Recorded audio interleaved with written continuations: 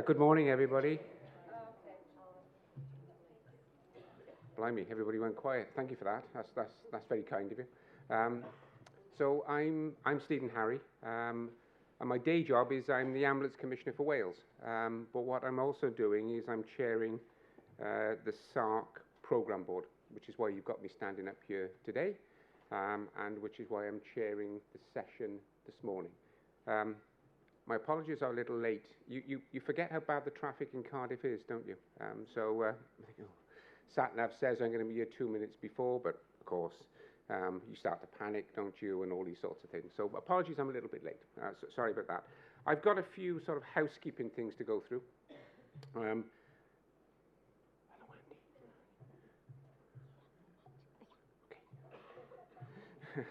Okay.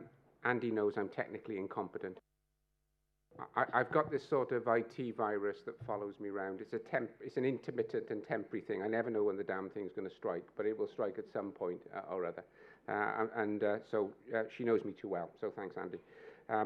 Good news is the room is air-conditioned, isn't it? So that's great. The second is we're not expecting a fire alarm. There's no test due to take place, so if the alarm goes off, we should exit in an orderly manner through the appropriate fire exits.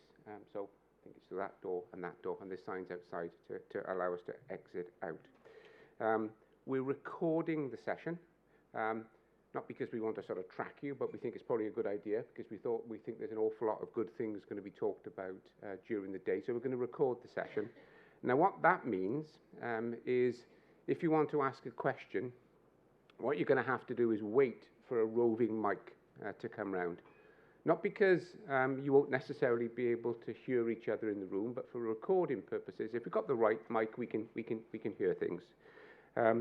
We've got some really good speakers during the course of the day, and we've also got some good workshops, I think, organised. So thanks ever so much to everybody in the team that's organised the day. These things don't just happen, do they? It takes an awful lot of organisation, and thank you for making time in your, no doubt, busy diaries to come here this morning. That's really appreciated.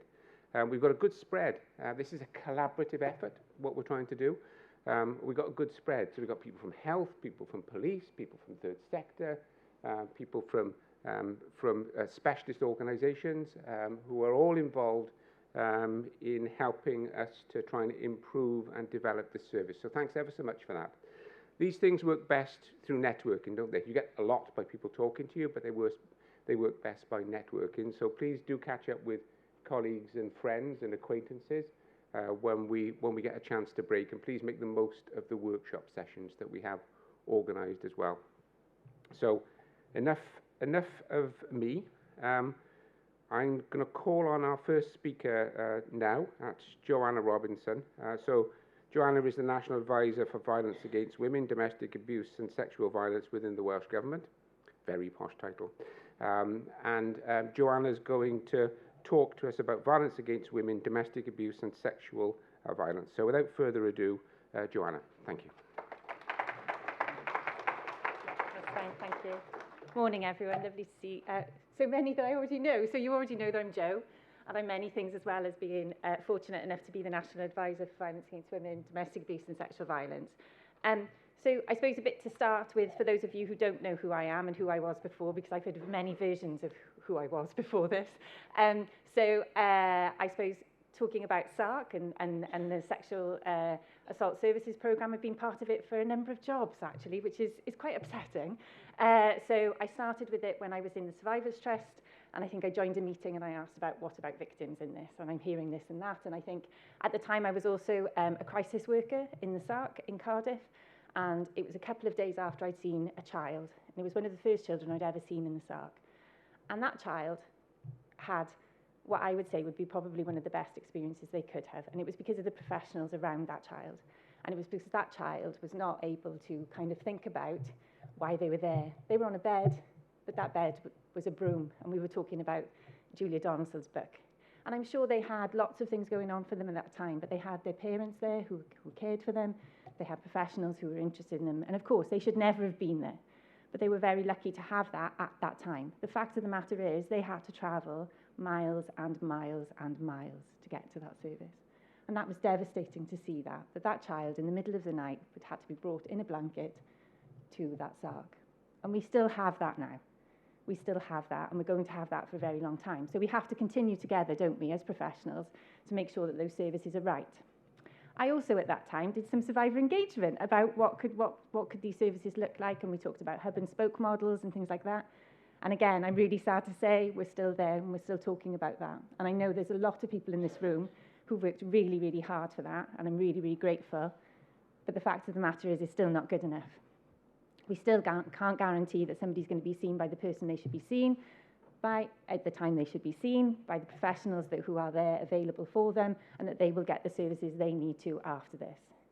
Now, I'm not apportioning blame for any one person, any one agency on this. It's the fact of the matter, and we have to say it now, and we have to hear it, and we have to continue to do something about it. It's gone on way too long.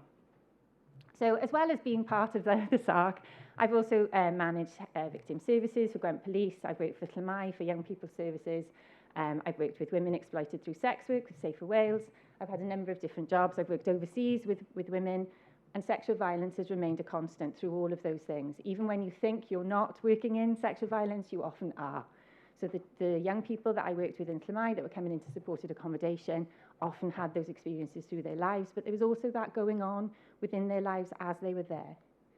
And we have to be considerate of that how present is this. So I suppose also to speak personally of me, so I was raped when I was in university, and that isn't an uncommon experience. And as I talk to people, and I've made a choice, previously I wouldn't have spoken of it, but in this role I think it's really important. It's really important that you see me as a professional, but you also see me as somebody with experience. There will be many people in this room, I wish I was rare, I'm not. And we have to start to talk about that too. It's not rare. It's not as rare as we would like it to be. And it's devastating that it's not rare. It's really, really sad. Because, you know, through my professional life, I've learned about fair and just world and all of that kind of thing, and how we all work really, really hard to preserve that as a concept. But the fact of the matter is, many, many people have experienced sexual violence, domestic abuse, violence against women. And when I think about our life course, particularly as a woman, my first experience was on my first bus ride into town when I was allowed a bit of freedom and a man approached me on the bus. When I was approached in town as a young woman trying to go out on a night out. When I was travelling, I was groped. When I was in university, I was told I wanted it. I was chased as I was getting onto a bus, told I was asking for it because I was waiting for a bus in the middle of the night. And so by the time I was actually raped, I didn't realise it was rape. And that, again, is the experience of many. So when I speak to people about my experience, they go, oh, yeah, do you know, there was this time. And I think, oh, here we go. You know? And it happens all the time. Now, I feel unfortunate, but the fortune of going, you know, to BBC Studio and all of that kind of thing. And there are people who are disclosing to me there because I'm giving off that feeling of safety and people want to say and be validated for their experience. So we need to see this. Okay, so some of the things I want us to think about, and I know you'll all know of this, but recently there was the police strategic assessment, so the first one ever for violence against women and girls. And I know we all know this, but do we actually really know it, and do we accept it, and do we share this, and do we make it clear to people what we're talking about? Because there's 117 violence against women crimes reported per hour in England and Wales. That's 2 per second. Now that's reported, which is going to be less than a quarter of reality. Okay? So that is the scale of what we're talking about. When we talk about the 2 women that are killed every week, now I asked somebody earlier how many of us are supposed to be in this room, so there's supposed to be 100. So that's in less than a year we would all be dead. That's really, really, really not acceptable. But we're saying these statistics just like that all the time because it's become so normal. You know, there was a research last week, wasn't there, done in further education.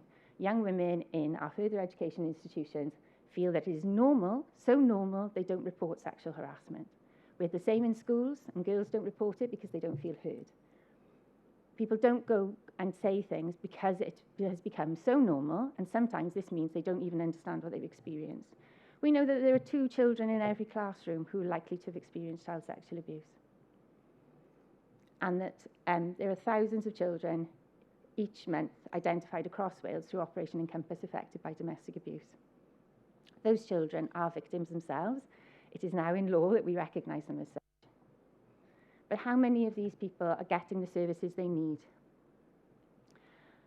And how many of them are actually visible to us?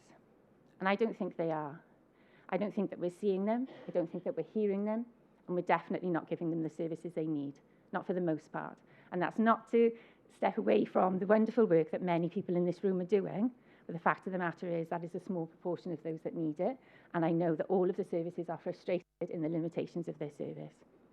Having worked now with the survivor panel, post-separation abuse is something that people feel they do not get support for. And it's because the services are stretched. It's not because services don't want to, it's because they can't. When we hear about waiting lists of children, there's nothing more devastating than having a child on a waiting list for counselling. That's the matter. That's the fact of the matter, and that's the reality we have. So unless we see and hear the victims, the survivors, and those harmed by violence against women, domestic abuse and sexual violence, we'll never, ever create the response needed. And it's time that we did. Also, we often hear about the what about men. So let's address that while we're at it as well. Men will benefit from this if we do it right. And while we're talking at the moment a lot about this so-called toxic masculinity, I heard last week a phrase that I now prefer to use, which is restrictive masculinity, because that's harming men too. Men are also harming each other. They're committing suicide, so they're harming themselves. And they also can be victims of domestic abuse and sexual violence as well. But all of that will be wrapped up in this whole societal pressure to be a man, to have pressure to be a person of entitlement. And with that entitlement comes power, and sometimes with that comes corruption. So we have to address that. We have to have those conversations with people to talk about what does that mean.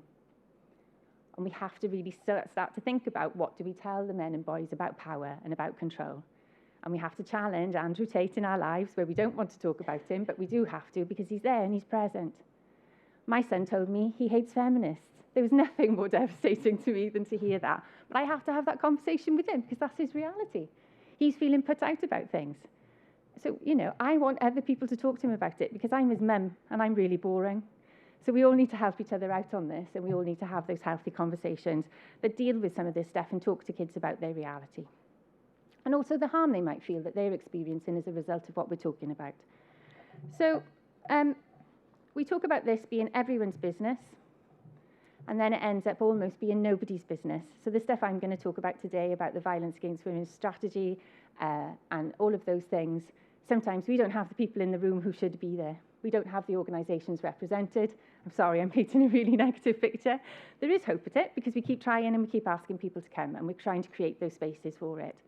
So how do we make those people visible? And for me, in my part, in my role, it does centre around legislation. So we do have an act. We talk about it being groundbreaking. It is if we let it be. But we have to let it be, and we all have to participate in that, and we all have to talk about it, and we all have to do something about it, and we have to accept the reality of some of the statistics I've said. We have to do something about those 2 children, those 2 women, those hundreds and hundreds of other people. So we have the legislation. We have the Violence Against Women, Domestic Abuse and Sexual Violence Act. We also have the Future Generations Act, and we have the Social Services and Wellbeing Act. All of that requires that we look at the well-being of our population, our whole population. So when we're looking at the well-being of a whole population, I would be arguing that any assessment should include an assessment of violence against women, domestic abuse and sexual violence. But often they don't, and often we don't have that whole picture. So we don't have that whole response. So I would ask that we bring together our legislation and we work together so that we are working better to our populations and we're meeting their needs through services. Like I said, for me, my experience, like many women, started on a bus. So that legislation, that impact has to start at those bus stops, doesn't it? It has to start in that school. It has to start where somebody struggled to get the care they need and have those conversations in those spaces, because the chances are they're appearing for many different things. So we can't work on one single piece of legislation at one time because people have whole lives and whole experiences. So let's work to that whole person. So we talk about cross-government, and we need to work cross-government. We need to have health, education, social services. Everybody needs to be in that picture, don't they? Like I've said, across all of those strands of legislation. But what we have is a commitment to certain legislation and a working to that. Now, some of that will be about resource. Some of that will be because the challenge seems too mammoth, too big. But there is an efficiency in us working together and creating that stepped approach. Where somebody first appears, we work with them, so hopefully they won't appear again. And that we work with that, and we work with the person's strengths for that. And we do have the national and regional governance, and I'll talk about that in a little bit. We need to do this through collaboration. That is the efficiency of coming together. And often people think that that's about budgets, and ultimately it will be about budgets, and it will be about forming. But it's also about how do we work together? How do we have those conversations? How do we share the information and the knowledge that we know? I want everybody to be confident to work with somebody who has the experiences that I have and many like me have had, and have worse, have far, far worse. And then we're not embarrassed to ask the question, because that happens. That happens in our policing services, it happens in our health services, it happens in our schools. Oh, I think something's going on, but I don't want to ask it. Oh, I might upset them too much. How could you possibly upset somebody too much who's been through the most horrific experiences of their lives? And how often do we have to hear people say, I was waiting for somebody to ask me that question? So that person will have gone through a raft of services, and then finally somebody might ask it. So we all need to be brave, we need to be bold, and we need to get over ourselves, quite frankly, and not think that we are more important and our sensitivities, because that's what it comes down to. I don't want to be upset by asking that person. The number of people who change, for me, when I've spoken about my own experience, is unbelievable. Suddenly they talk to me like I'm the most vulnerable person in the world. And I'm not. I'm the same person that I spoke to 5 minutes ago. But they don't know how to deal with it because it becomes too much to bear. And that fits in with the fair and just society, isn't it? If somebody like me can be raped, lots of people can be raped. Well, they are. So let's face up to it and deal with it. So also, we talk about in Wales, we are fortunate, whilst we have the Domestic Abuse Act from Westminster, we do have a broader approach in Wales, don't we? We recognise there is a spectrum. So there's a whole. Some people, unfortunately, experience all of the component parts of violence against women, domestic abuse and sexual violence. Some people experience one part. We need to work with those people, and we need to work together to make sure that we're all doing that. And we don't have an element of this person needs to stay with me. We work with them to find the best services. And if we listen to people, they will tell us what they are. That might be the substance misuse service. It might be the specialist sexual violence service. It could be any service that that person feels a link to and feels important by. And we need to gather around those other professionals to help them do their job using our skills and knowledge. And I think I've covered the violence against women focus. We do have a violence against women focus. That's because it does happen predominantly to women. But if we're doing this and we're doing this right, it will work for everybody. Because we will have services that meet the needs of men who are also, unfortunately, affected by sexual violence and domestic abuse. And we will work for children, we will work for everybody. We know that there are issues, that when we talk about people not being seen, that if you're black, if you're LGBTQ+, if you're disabled, you're even less likely to be seen as a victim, but you're much more likely to have experienced things, and multiple, repeated experiences. And then you are also less likely to access services because the services don't seem to actually be able to reach you in some way. I know that there are efforts being made about that, but we need to work further for that. For those people who are experiencing those repeat incidences, they should be our priority. So I'm going to have to get some water. Unfortunately, in my role, I've become a Violence Against Women, Domestic Abuse, Sexual Violence Act Wales 2015 bore. And the reason for that is that I think we've forgotten about it a little bit. So it provides a duty. And it provides that duty on all public services in Wales. And they are listed within the Act. I can list them for you if you want to, but they are the public services of Wales. And it provides the duty. We don't need to remember too much more, really, but the relevant authority, so the public services, to prevent gender-based violence and protect and support victims and survivors. Now, that sounds really simple, doesn't it? It is obviously more complicated, and you know more about that probably than I do. But what we've lost is that concept of that duty. So what I get told is, oh, can't do that. We've got too much demand on our time. Oh, we've got so many other things coming in. Oh, don't know that we can actually add resource to that. Now, it doesn't necessarily say that there has to be a value placed on this in terms of money. It says that there is a duty to act. That act could take many forms. So rather than us thinking about it as to what I can't do, We should be thinking about what can happen to fulfil this duty, because at the moment we fall a little bit flat of doing that. Oh, the colour's not good, sorry. So further in the, there is a requirement to create a national strategy. That strategy is the responsibility of the minister. Obviously, there are some hard-working officials behind the scenes who are doing that work, and some of them are here today. And that has to talk about the objectives that are going to be delivered during the lifetime of the strategy. So the latest strategy is 2022 to 2026. And they also have to describe the time in which they're going to do them, but also the actions that they're going to take. So that's at that national level. And here are the objectives. They're quite similar to the previous objectives.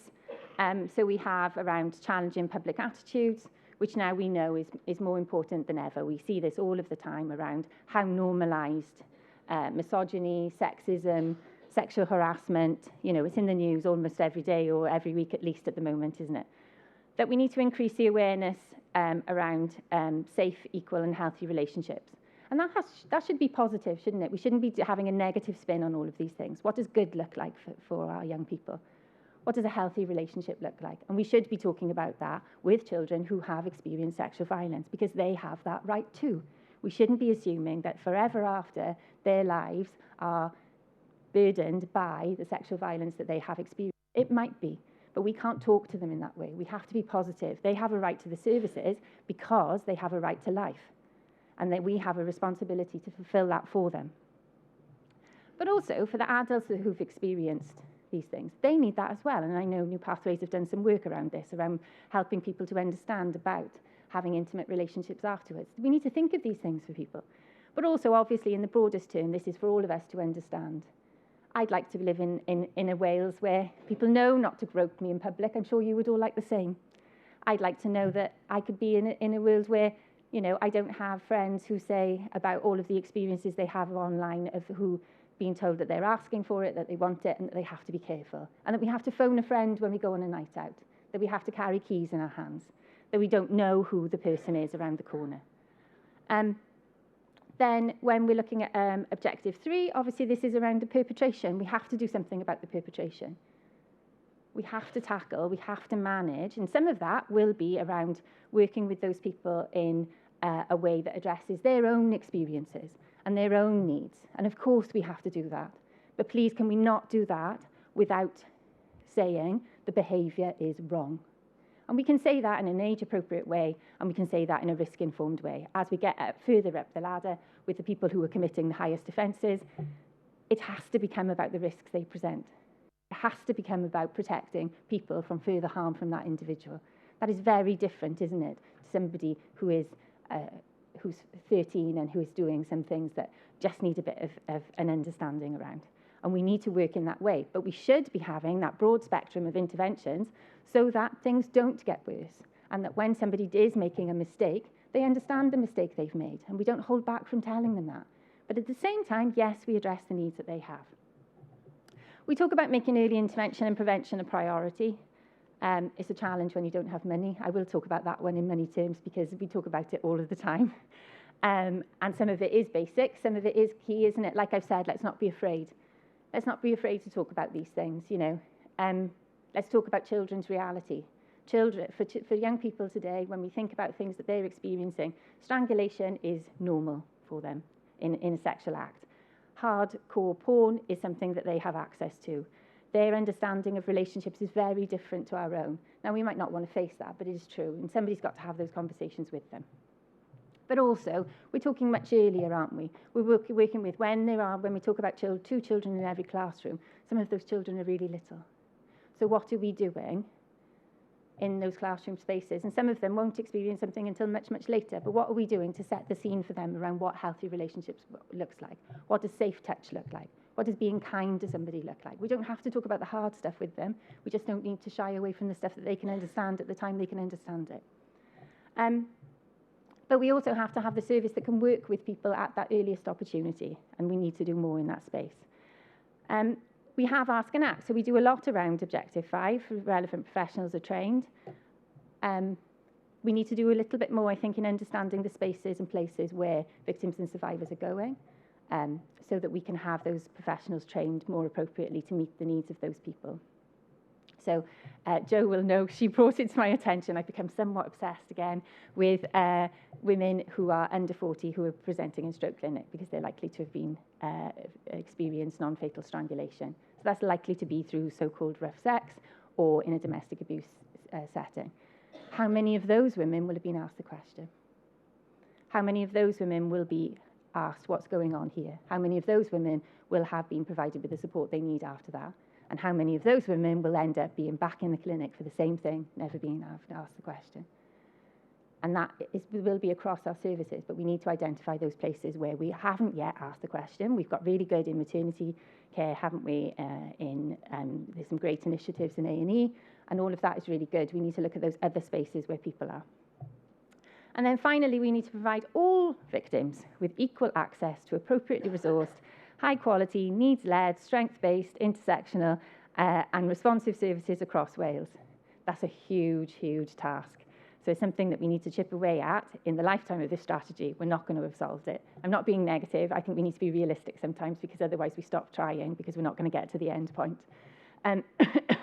Services are there, but more services are needed, and that's what we know about. And if we have, you know, and having been around some of the services that do some of the earlier work, when you place somebody within a non-specialist service, one of our public services, if you place somebody in a health setting, you have increased disclosures. You therefore then need increased support potentially for those people after that.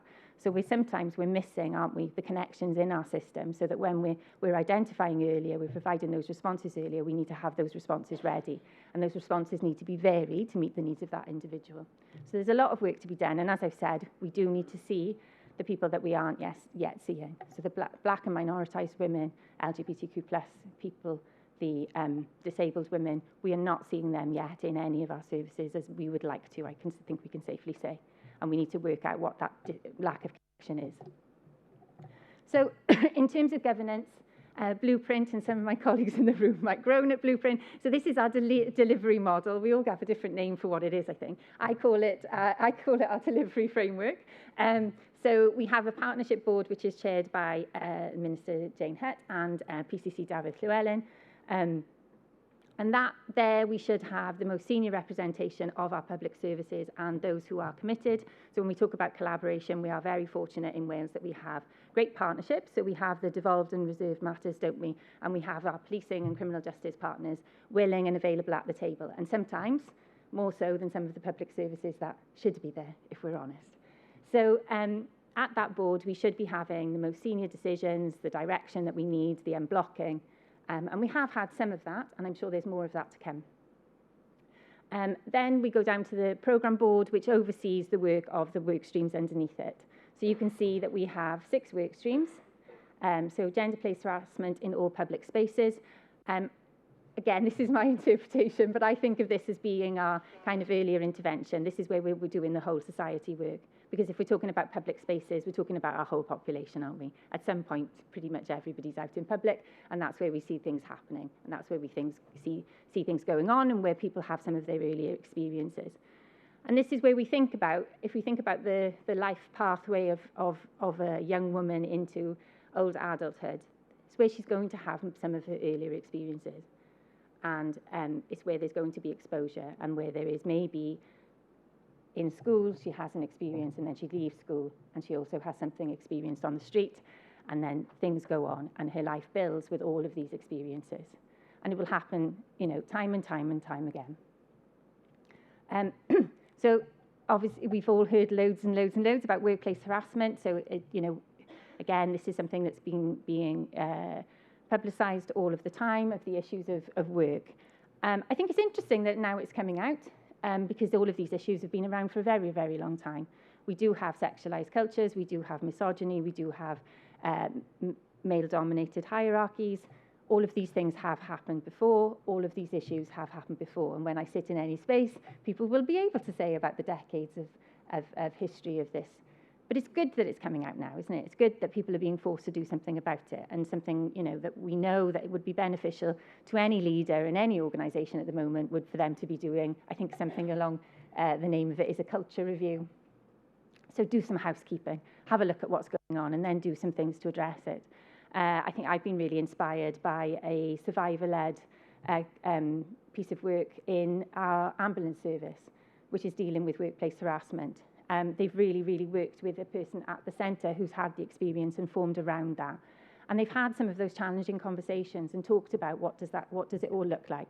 What does sexual harassment look like? What do we do about affairs and relationships that we're never going to be able to stop? But how do we make our places safe? And so I think they've led the way on this, but there's lots to do and there's more to be done. Then we've obviously, as with one of the objectives, we've got tackling perpetration. And we're looking now at what is the offer? What is that offer to people who have been recognised as perpetrating violence against women, domestic abuse or sexual violence? And we do have services, but we don't have enough of them. And we also have the challenge in that they are really expensive.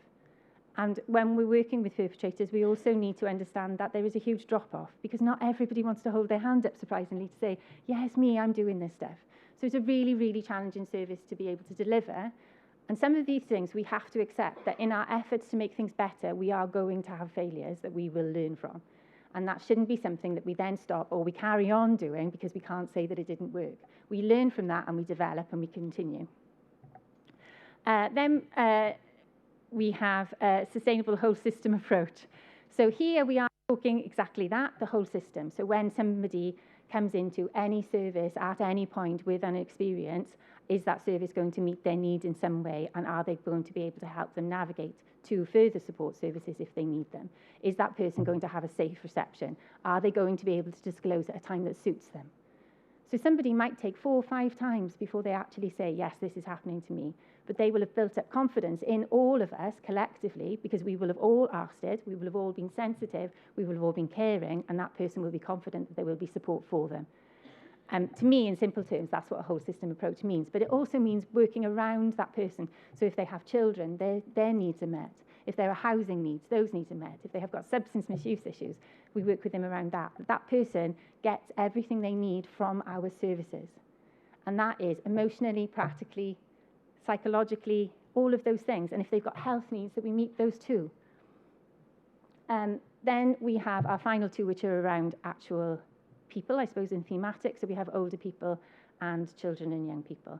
And that's because we recognise as whole groups of people, we haven't worked with them efficiently, sufficiently or appropriately. So older people are more likely to get a safeguarding response and not likely to be offered a criminal justice intervention. They're more likely to be left with the person who is abusing them because we don't know what to do with them otherwise. And those are things that happen that we hear of that happen to older people. And then for children and young people, we know that still we have delayed responses that children are disclosing to us years after things have happened, possibly never at all, and that we sometimes struggle to provide them with for the full services they need, including the therapeutic care. So I don't know time, I'm not watching, so I probably need to hurry up. So when we look at regional level, that means that in each of your areas, wherever you are based, so if you're national, there's a national strategy. If you're local and regional, there should be a regional strategy. That regional strategy should have a needs assessment that tells you what's going on in your area. Again, this is something we need to formulate around and we need to understand better, and there needs to be some direction around this because, like I've said, I don't know that we're looking at the right things to identify the needs and to understand the prevalence in our spaces. And it also requires those, so the duty is on the local authority and the health board to create the strategy. We know that we have regional advisors who generally do that, and we need them to be more supported by our local authorities, health boards, but also the other public services that have a duty to fulfil on this Act. And this should lead to some level of commissioning and procurement and identification of what does your whole system look like in your region. How do you meet the needs of the people in your area for that? And I think that's it for 1 second. So again, to talk about visibility. So I want us all now to hear, see and support the victims and survivors because they deserve it. They deserve to be seen, they deserve to have services, they deserve to be supported. And that's because it's right, that's because they've experienced harm, and that's because they are part of our population. It's not just because we have legislation that tells us, it's because it is morally the right thing to do. When somebody has experienced the level of harm that we are talking about here, how could we not support them? But we don't. So when the 60-year-old appears in A&E with a burn, does she get asked, how did that happen? Does she get that service? Is she asked in a way that she feels she can say it? Is the person who caused the burn sat right next to her?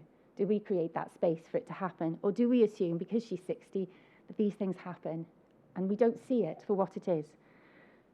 So for my, when I turn to the 36-year-old who turns up at stroke clinic, does anybody ask her what happened here?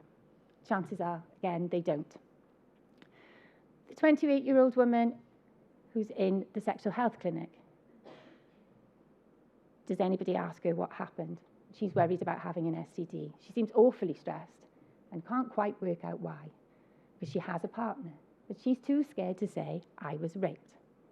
Does anybody ask her about that? Because also she was raped by her partner, but she knows her partner is having multiple affairs.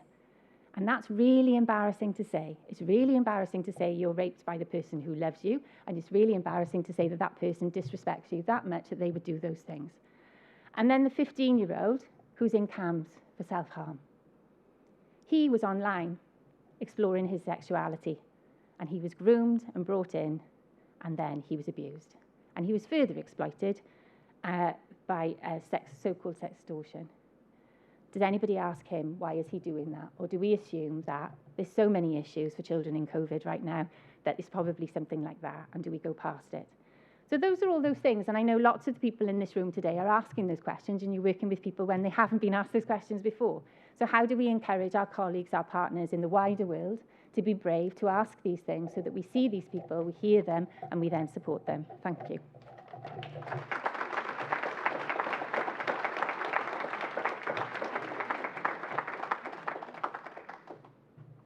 Jill, thank you very much. That was an excellent presentation. Thank you. What we'll do in terms of the sort of dynamics of this morning is we'll get the speakers to give their presentations, and then we'll have a little bit of time before we go to coffee to pick up any questions or comments. So we'll handle it in that way, if that's okay with everybody.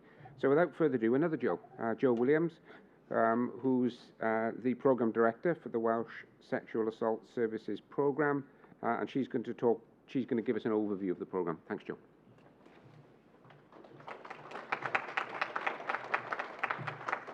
Grab some water before I start.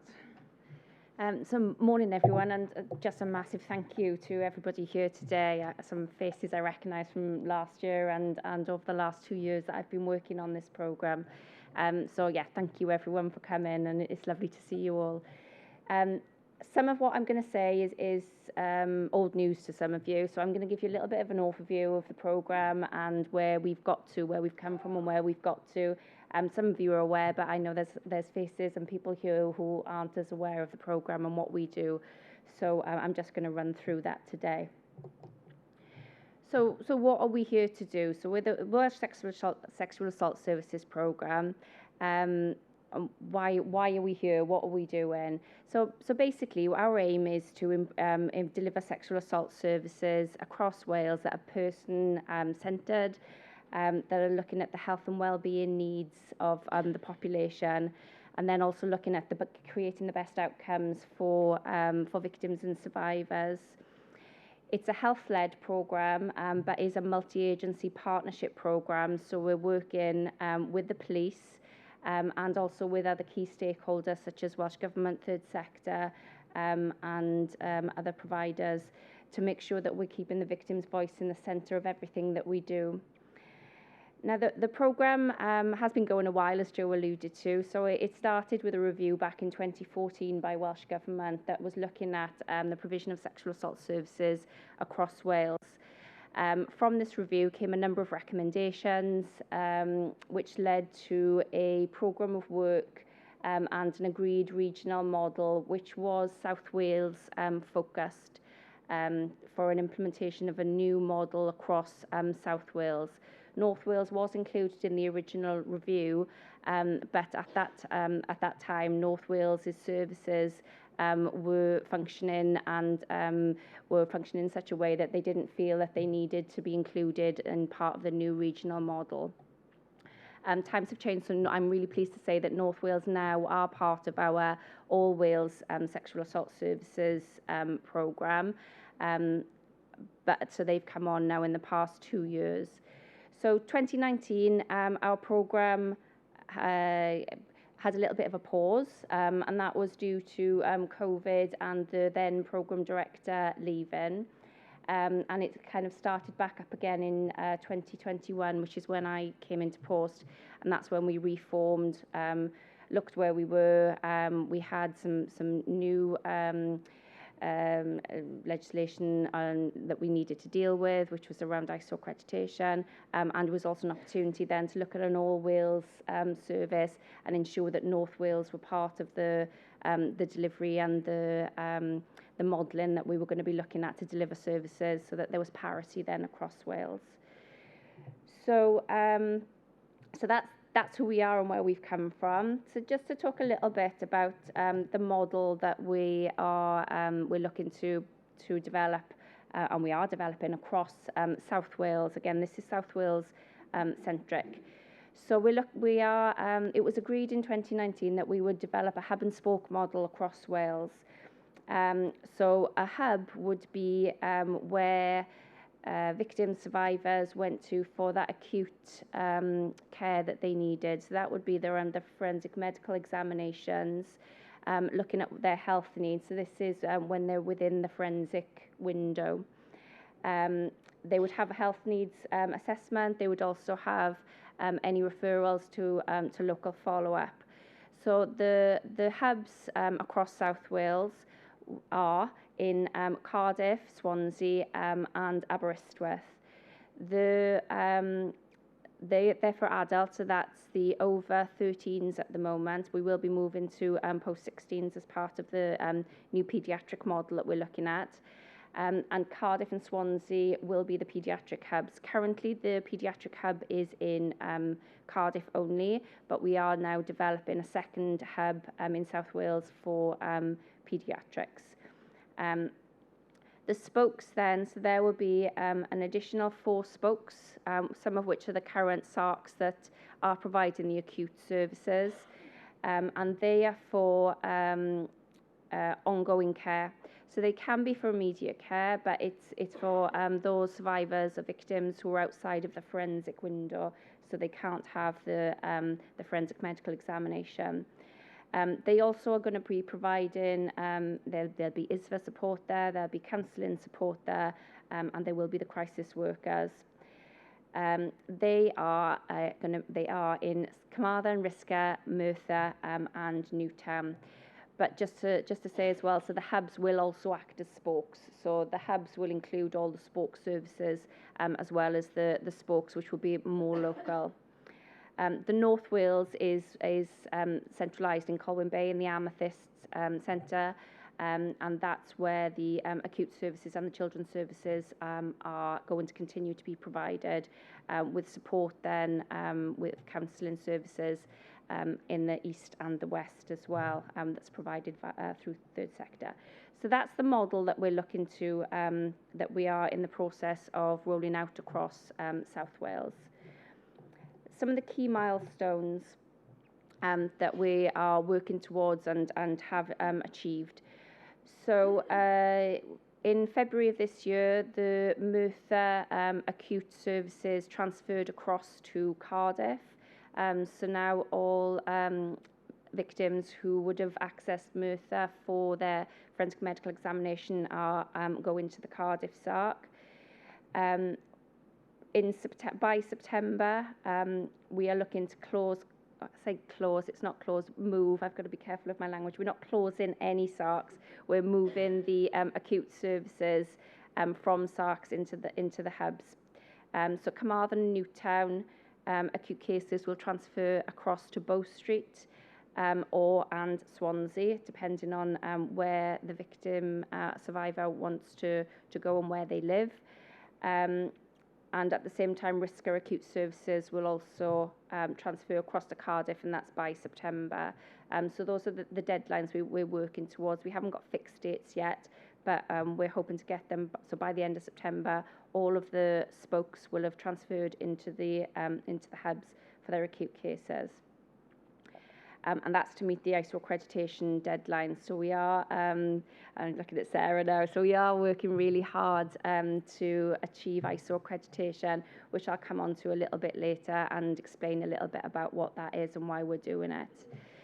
Some of the other milestones, so we are commencing a counselling review. There has been a review of IS for services that was done about 2 years ago, that we're working our way through to look at what IS for services to be provided across, again, this is South Wales.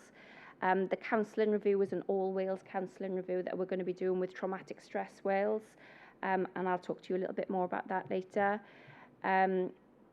And that's going to be starting hopefully at the end of this month, beginning of next month.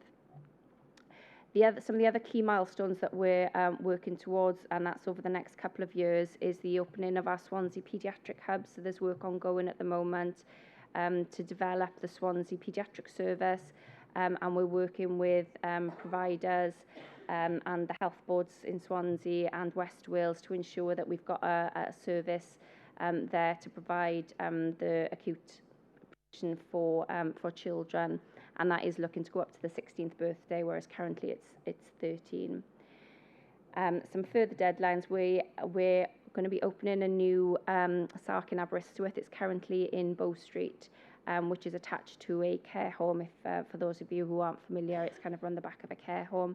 But we've got a new site that's been identified, and we're working towards it'll be, hopefully, again, these are the very latest deadlines that we're working towards. So before April 2025, we'll have moved into a new SARC, which will bring together the counselling.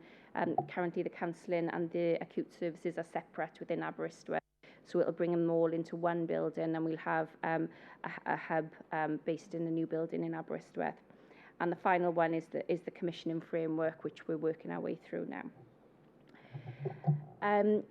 Key areas of work, so some of which I've already mentioned, so the commissioning framework, ISO accreditation, our paediatric services, performance information, some of our comms work, this is one of them, and Traumatic Stress Wales. So I'll just run through a little bit of to tell you what we're doing.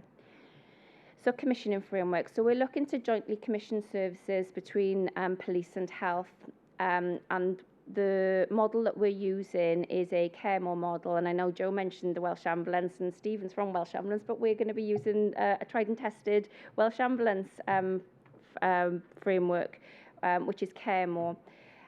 So we are currently working with commissioners throughout the police and health to make sure that we've got a framework that encompasses everything that we need to provide SARC services or sexual assault services going forward. Some of the key elements, it's in its early days, so we've only had a couple of meetings, but we've already got quite a lot of information that we're trying to pull together into one place, so it's a cohesive model that's going to make sure we've got care standards. We're looking at what activity needs to be provided by the SARCs, money, the resource envelope, the model of care that we want to provide, operational arrangements, performance, and then making sure that we're doing this continuous evaluation of the services that we're providing so we can continue to improve and adapt our services to the needs of the patients, victims, survivors, call them many different, I think I use some of the words interchangeably. And we're looking at starting some baseline assessment and mapping work, but it's vital that this is a collaborative, co-produced and co-designed commissioning framework, and most importantly, that the individual has to be in the centre of everything that we're doing. So I've got a couple of quotes here from survivors. So we've been doing some survivor engagement, and have been getting some quotes and feedback from them about what good looks like for them, and everyone's experience is different. What's good for some people isn't going to be good for others, but we've been trying to gather the views and make sure that they're going to be incorporated into the framework. So just to read some of them out. So regular face-to-face contact is important. Contact via email and phone is good, but visiting once a month is a long time for something as so serious as sexual child abuse for a child. More advertising to let people know what's available on and off social media. It's important for me to feel that like I'm being treated as a person and not a case number. As a male survivor, everything is aimed at female survivors, something that Joe spoke about earlier. It feels like a taboo subject for a male to ask for help. If I'd known years ago about help for male survivors, I might have got here sooner. Needs to be more information out there to let males know. Someone who understands the specific challenges faced by male survivors of sexual violence, and knowing there's help available for older people. Again, something that Joe mentioned earlier. So that's some of the feedback that we've got when we've had our done some survivor engagement. So moving on quickly, and I'll go quickly through some of these because I know that we're quite pressed for time today. We've got a packed agenda. So ISO accreditation. So some of you are well versed in what the ISO accreditation is. Some of you not so much. So basically, in 2020, the forensic forensic science regulator. So I wasn't reading it then.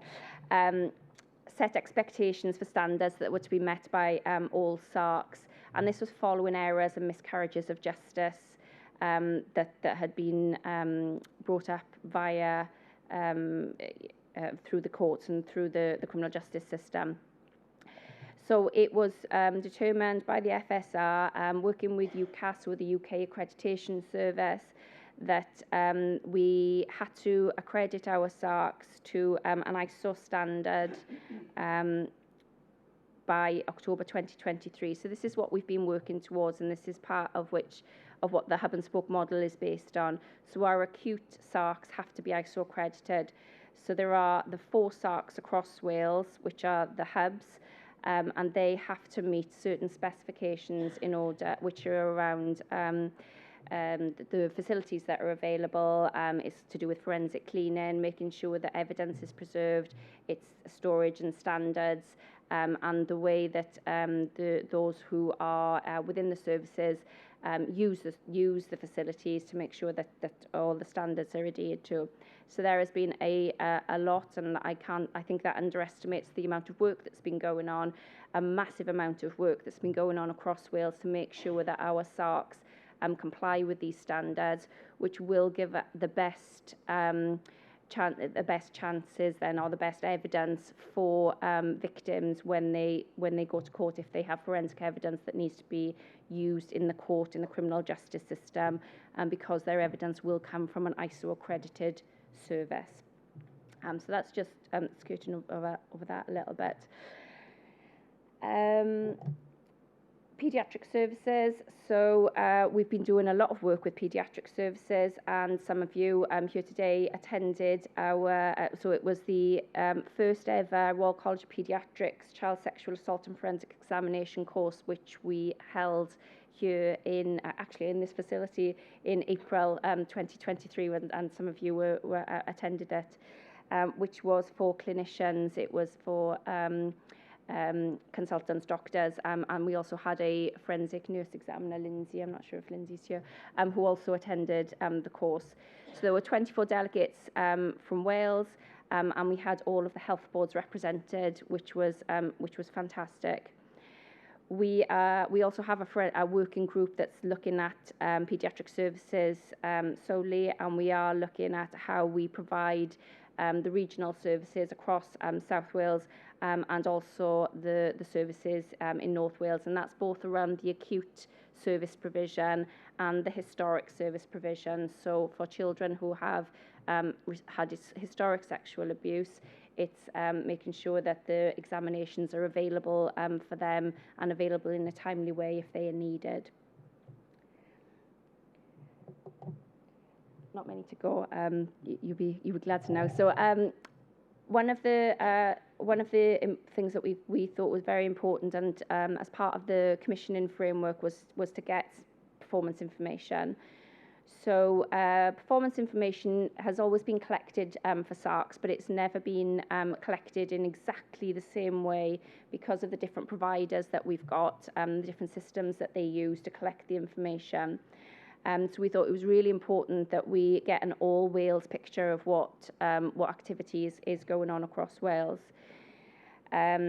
this is, for a number of reasons, is to help us do modelling, it's to help look at demand, it's to help us, look at hotspots, it's to look at, demographics, identify any communities or geography where access is lower, and look at the reasons behind this. So we've collated some historic information which dates back to 2018. This does come with a heavy caveat because the information that's been collected historically has been collected by the individual organisations. So for comparative purposes, different definitions have been used, so they're not entirely comparable. For some of our lines that we're looking at, some of the services didn't collect that information until we started asking about it. So there are variations, and this is high level and initial data that I'm presenting. But what we found in the data that we've collected is that the number of referrals decreased during COVID, as expected. But then that kind of jumped back with a 42% increase in 21-22, and then a further 7% increase this year. So the numbers that accessing services are going up, which is fantastic because that's what we want. We want people to feel that they can access services. But again, that level is still below what we would expect from a population basis. Again, as Joe referred to earlier, we're seeing the tip of the iceberg. 87% of the referrals are female, but we have seen an increase in the number of male referrals coming through the service, which again is really positive that male victims and survivors are accessing the services. Just under 70% are adults, so that leaves about 30% are children, so that's under 18s. And there's almost an equal split for acute, non-acute, who are outside the forensic window, and then 40% are historic. So the largest bulk of the people coming through the services are the historic survivors. Main referral sources is the police, so that's over 70%, with self-referrals coming in at just under 10%, which is quite low. So I think that there's something that maybe we can look at and do there. And finally, and I know some of you heard me say this, that then there has been an increase in the numbers of those coming through the services with a disability, and speaking to services, that has been noted within individual providers as well. Again, this figure is caveated because some providers didn't necessarily capture this information prior to last year. So the information is to just be taken with a little bit of pinch of salt. But from April this year, we've developed a spreadsheet collaboratively with all providers that has the same data definitions, and we'll be looking to collect the same information. So from this year, we'll have comparable information and the same information collected from everybody. So going forward, we'll have a lot more detail around our information. Comms and engagement. So we are doing a lot of comms and engagement. This is one of our comms sessions. So we're working with survivor networks. We're having service engagement forums. So we've separated the two out with professionals, so we can get views from a number of different viewpoints. We're having monthly lunch and learn sessions, which I know some of you attended and have been really well attended. We have a newsletter. We're also developing, last year, I think in the conference, if you were here, we showcased our animation and film and short clip that we'd produced. We've got another one that will be coming out soon, which is aimed at younger people, so 16 to 18-year-olds. And then we've also been working on a number of short videos to working with the SARCs about helping people talk about their roles, so that we can showcase those as well to show people what's going on in the SARCs. And there's a nice little quote from a survivor there. Wow, that was tough. Last bit, counselling services. So traumatic stress wills, we to do a mapping of counselling services. We're also looking at another number of key deliverables around pretrial therapy. Has been something that we've been focusing on, and we are looking to develop pathways through providers into health, so all the way up the system and back down, and an outcomes framework. So that's a whistle-stop tour of what we've been doing. There's lots more to do, and I just want to say thank you to everybody for everything that they've been doing to try to get us to this point, and lots more to do, so we'll be calling on you to do more going forward. So thank you.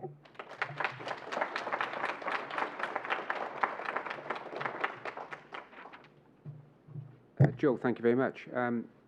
The pace of the programme picks up, doesn't it? So as you go through it, so the pace picks up. And it was quite sobering to look at some of those deadlines in terms of, oh, we've got to get that done by then. But lots of good work going on. And I'm going to ask Debbie Woodruff, who's the Head of Training and Research for New Pathways, and Claire Lippitz, who, amongst other things, is the clinical lead for the programme, to come and provide us with a presentation on crossing the door of a sexual assault referral centre, self-referral and disclosure. So, Debbie and Claire.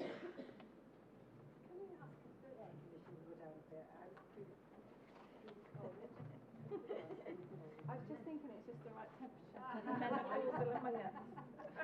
No, it's a bit chilly, isn't it? It looks so it's been done. Okay, I think you can probably just see Claire and I above the lectern here. So thank you for inviting us to talk this afternoon. It does say Sarah Thomas behind me on the screen. For those of you who know Sarah, you'll know that I'm not Sarah. Sarah's poorly today, so unfortunately you've got second best. I'm Head of Training and Research for New Pathways, so very much involved with all our services, therapeutic and SARC. So I'm going to do my best to deliver the presentation for you today.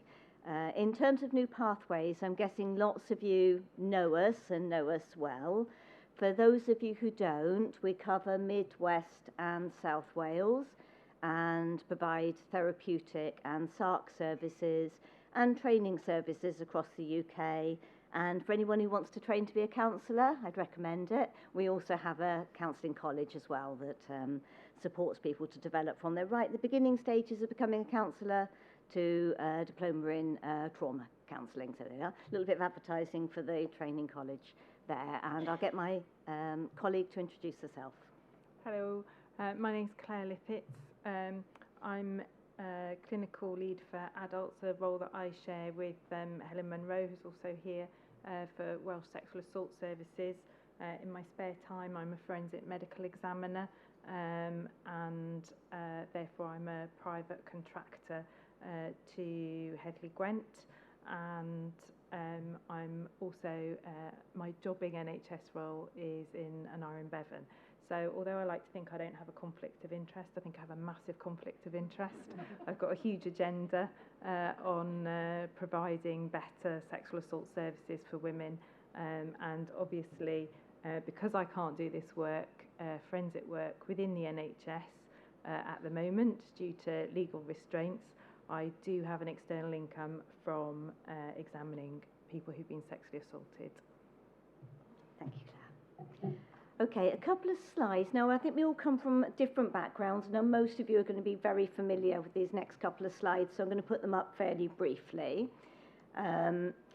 Our aim today is to talk about self-referral. You just heard then that less than 10% of referrals at the moment are self-referrals.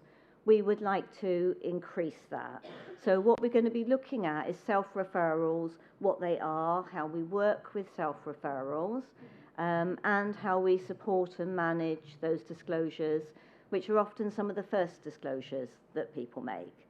So often when we're taking a self-disclosure, it's the first time anybody's spoken to anybody about what's happened to them, whether that's something in the past or something that's just happened to them. So in terms of a SARC, you know what a SARC, I'm assuming from what we've done already today, that you're familiar with what a SARC is. I think a lot of times when people think about SARCs, they think about the police involvement and the police referrals in the SARC. So we're really going to focus on what happens if, at least initially, you don't want the police involved. And there are many, many reasons why somebody may not want the police involved. They may have a distrustful relationship with the police.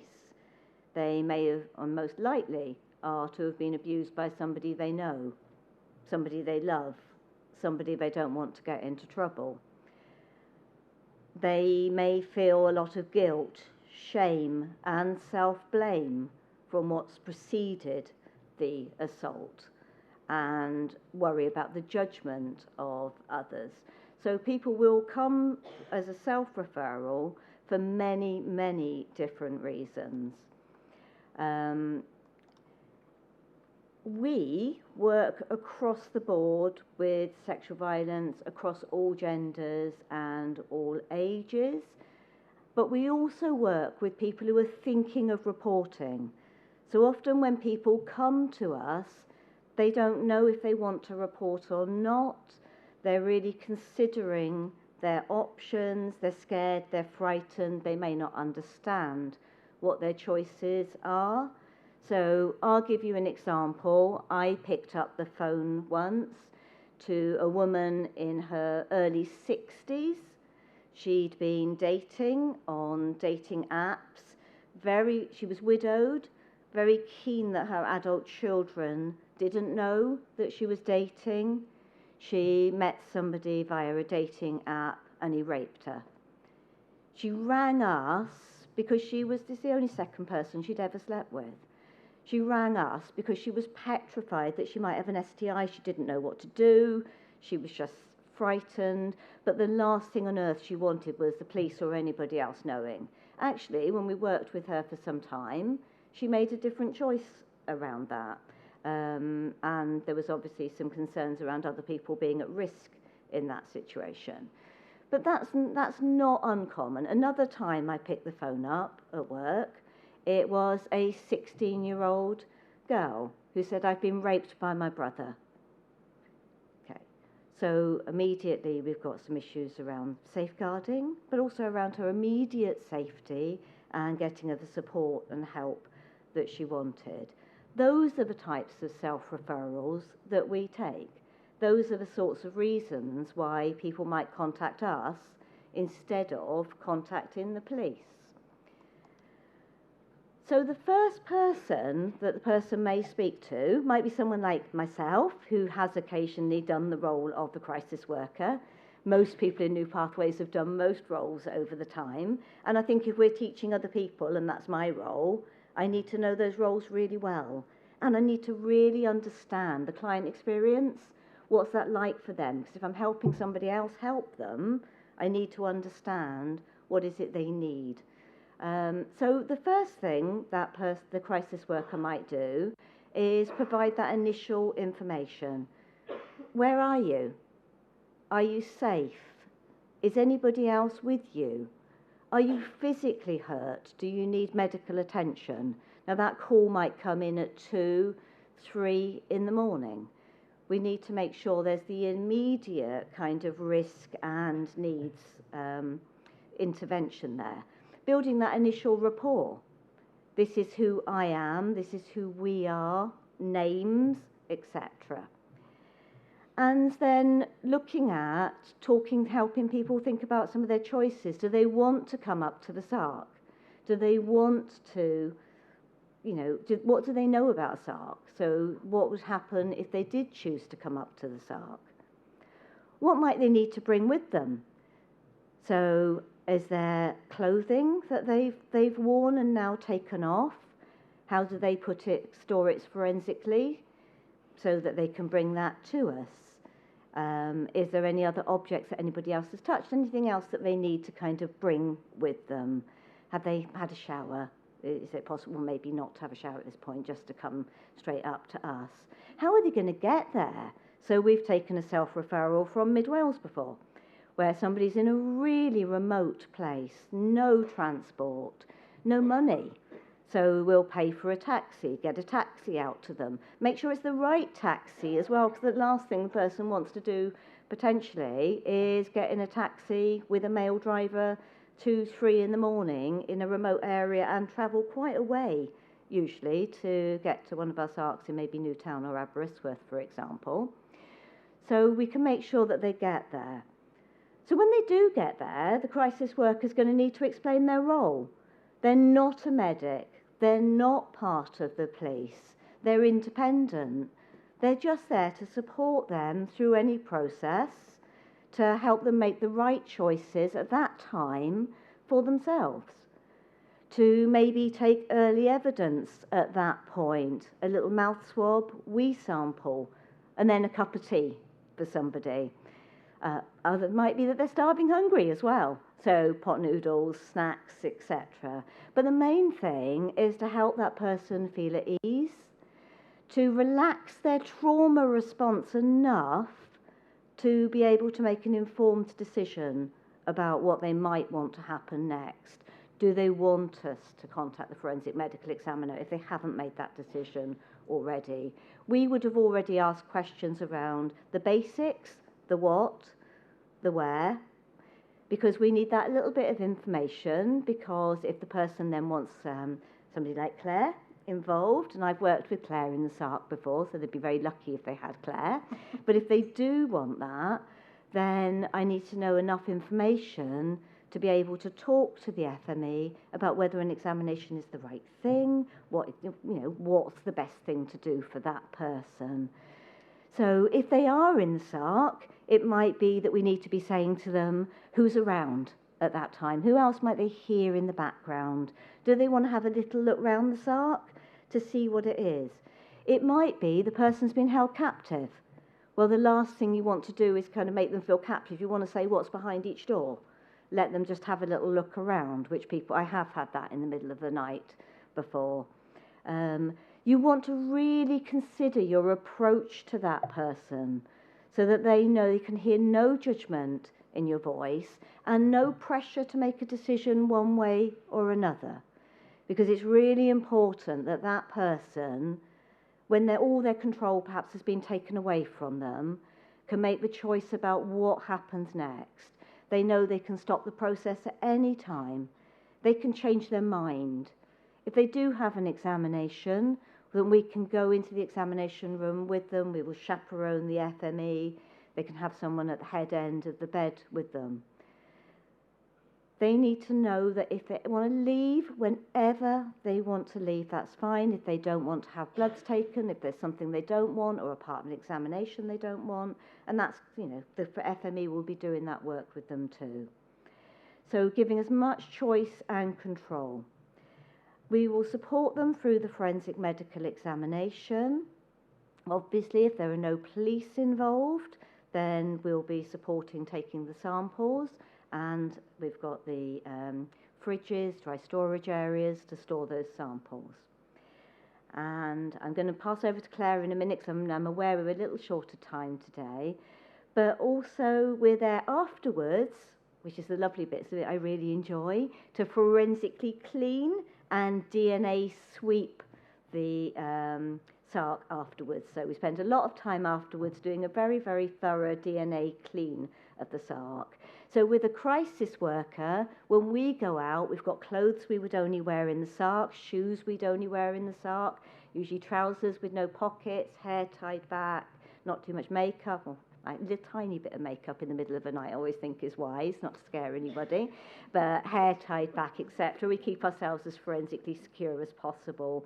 And we're also aware that if somebody changes their mind and they do want the police involved, then we can contact the police for them. So I'm hoping I've covered what Sarah wanted me to cover, but I'm going to pass over to Claire and then come back in a little later. Okay. So I'll just move on to this slide. I think it's quite important when we're talking about self-referral and everything that Debbie has said, that's very much victim-led, victim-focused. But I just wanted to mention the history of the concept of self-referral, which was really to help support people come forward and take away some of the stigma of coming forward, but also to facilitate police investigations.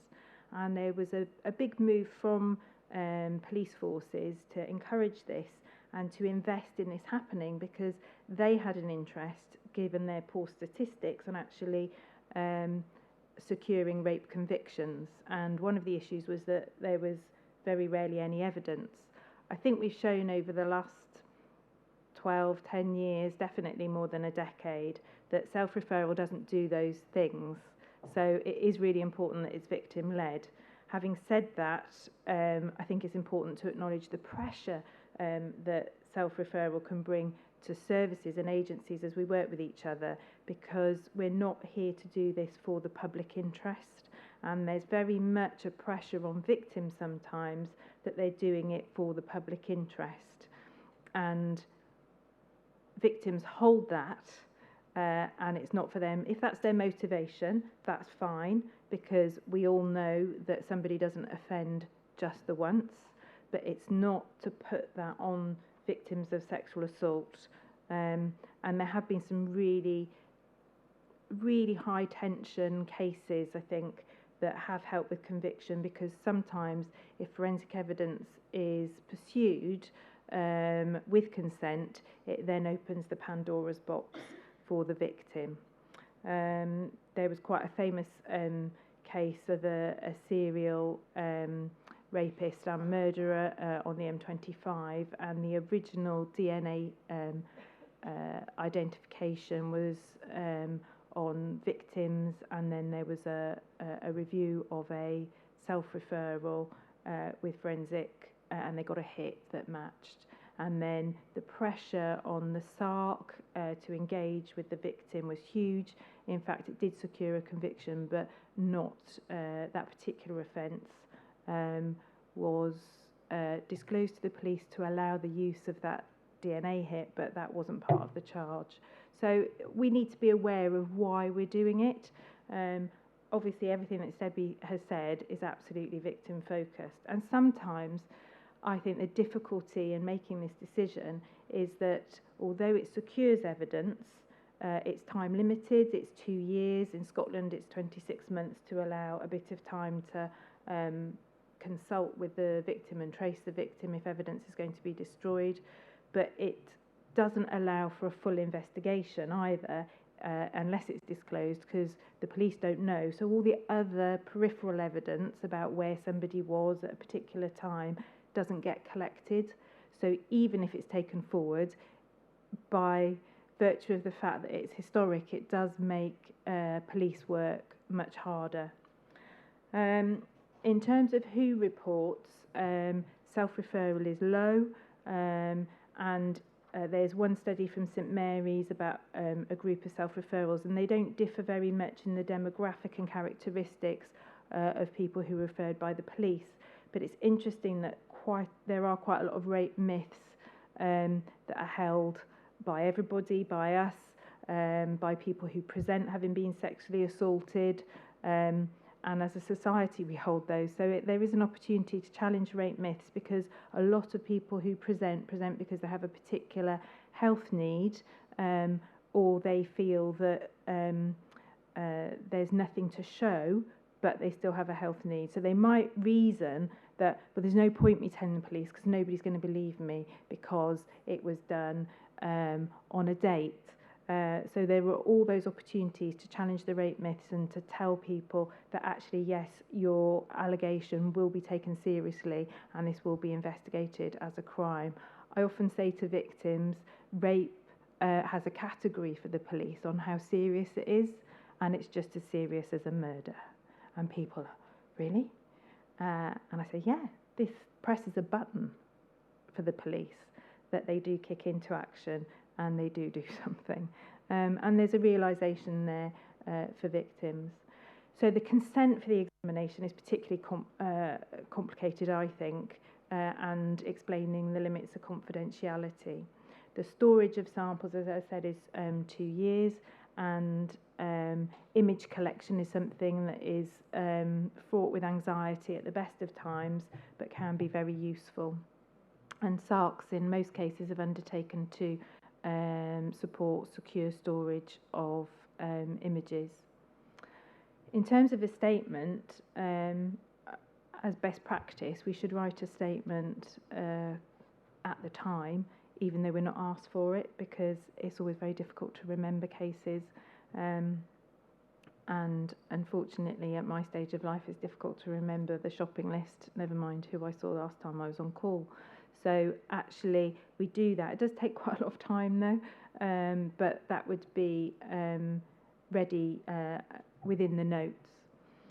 The medical needs are really important to address, and obviously that can't happen only with a crisis worker. It's not the crisis worker's role to do a medical assessment. So assessing the immediate needs and onward referral is really important, and that can include sexual health and mental health issues.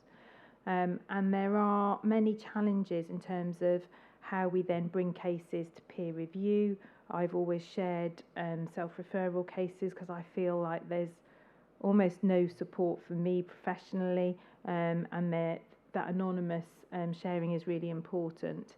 And the reason why I put medical indemnity is because we're covered by our own professional insurance, and we have to be particularly careful. So there are some cases that I've actually discussed with my medical defence organisation to make sure and explain my rationale and reasoning in a way that I can do that's entirely still confidential for the victim, but giving me some professional advice. I think some areas that we feel less confident about are those older adolescents who desperately want things to be maintained in a confidential setting, but we have a conflict with safeguarding issues in those under 18 and adult safeguarding as well. And I'd emphasise what Debbie said in terms of reasons for not disclosing. In most young people where self-referral has happened and then confidentiality cannot be maintained for safeguarding reasons, they often choose not to then comment on who the perpetrator is, and that's because they're protecting somebody, they're protecting their family setup in some way, and they don't want to let people down. So that's a really challenging area to keep that psychologically safe environment for a young person that will eventually result in disclosure, but is extremely difficult for them.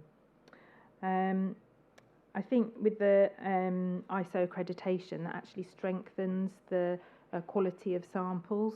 So I think moving forward, we need to really promote self-referral. We need to have good advice. There's some good advice for victims on easy read in Scotland. We always look at Scotland as the more devolved nation, but they have actually, through their legislation and the changes that they've made in the NHS, made lots of progress. And I think self-referral, advertising, promotion is included in that. So they have things like easy read resources that really help explain things to victims. But the ISO accreditation will make sure that our forensic evidence is tight, it won't be challenged, and I think the work of people like Michelle Gaskell, who is based in Wales but works nationally to actually look at the ISO accreditation within all SARCs has been absolutely superb in reassuring us that we haven't got DNA contamination, so we could have really tight evidence collection for everybody, and that would be particularly important for self-referral cases. Thank you. I'm conscious of the time, so we're probably just going to wrap up now. I just want to mention very briefly, clearly when someone comes forward for a for a self-referral, safeguarding is key, and we do sometimes obviously have to take information further. Children at risk and adults at risk, I'm guessing people are very familiar with, but we've also got the public interest as well. So it's not unusual for somebody to come to us as a self-referral who has been abused by somebody who may then go on to abuse somebody else in the public. So I'll give you an example from my personal life, actually. One of my family friends came to the SARC as a self-referral, but she'd been... The allegation was she'd been raped by a door person on a nightclub. That's clearly somebody who has access to people who are potentially vulnerable in the nighttime economy. you can't keep that to ourselves quite clearly. So that's a situation, she was over the age of 18, that's a situation where we would use our protocols and anonymous intelligence to make sure that the police have that information, but keeping her identity at that point out of it. She later went on to make a full report, which kind of backs up what Claire was saying. Very often when people do come forward, we may get a report at a later date. So, take-home messages. We need to be talking about self-referrals. We need to be promoting the option. We need to be saying to people, it's your choice. You've got this control. If you do want to talk to somebody, people can talk you through those options at your own pace, in your own time. Make the links, if you haven't already and you're from other agencies, make the links with the SARCs. Come and see us, build up relationships. We've just been doing that in the Swansea area with women who are exploited through sex work, making sure the workers that are out on the mobile bus come and meet us, trying to bring some of the women in to see the SARC so they can pass that messages out to some of the other women that are working on the street. So those relationships, I think, and the awareness can make those referrals so much easier as well. So we're all responsible, and I'm going to leave you there and pass you on to the next speaker. Thank you very much.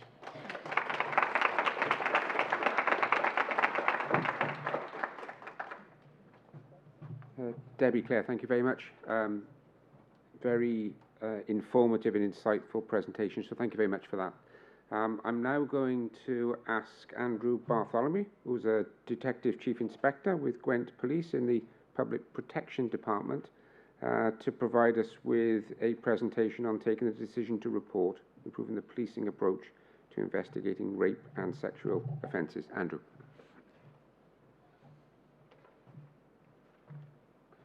Morning, everyone.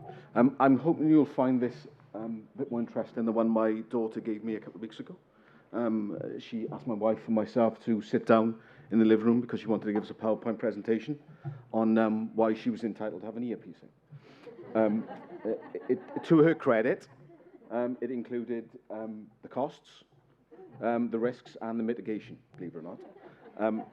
She went on for about 20 minutes. I was quite content for her to have it after minute 1, if I'm truthful, but I wanted to see what the quality of the presentation was. So I'm an officer of 27 years service. I'm actually a South Wales officer. I was a Gwent officer for 20-odd years. I've worked in organised crime. I currently have responsibility strategically for rape and serious sexual assault investigations for the force.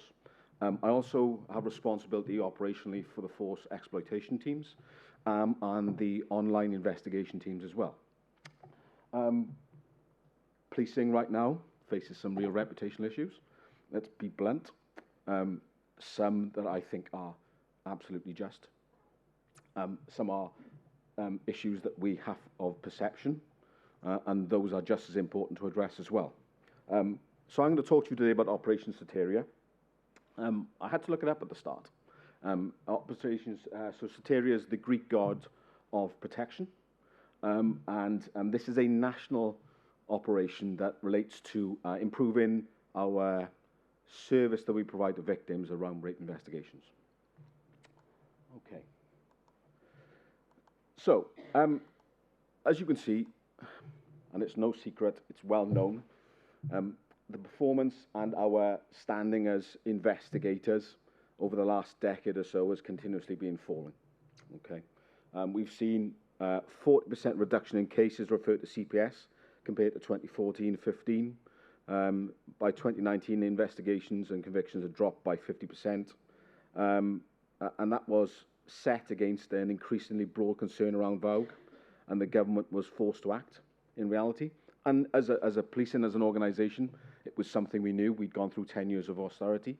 I don't pretend to make that as an excuse, but inevitably, like most services, it has an impact.